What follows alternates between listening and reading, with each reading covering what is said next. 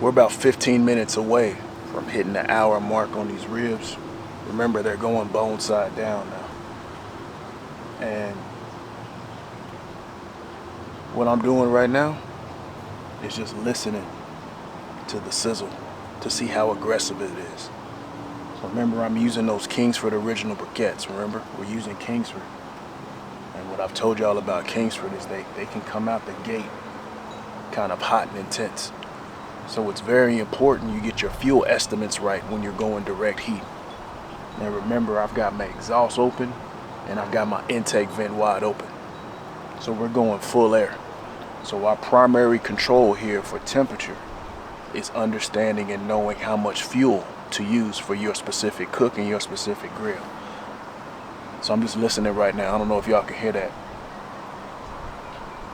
This sizzle is nice and chill, nice and mellow. It's not aggressive. Not a lot of popping and cracking. So I'm feeling really good about this.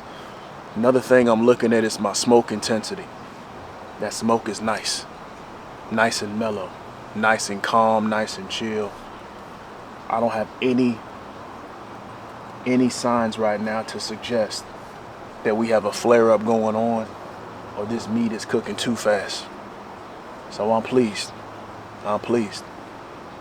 And slowing down and cooking like this really takes me back. Takes me back, man. Takes me back to the 80s, the 90s. Before there was YouTube, before there was technology, you know what I'm saying, the internet. This is how I learned to grill.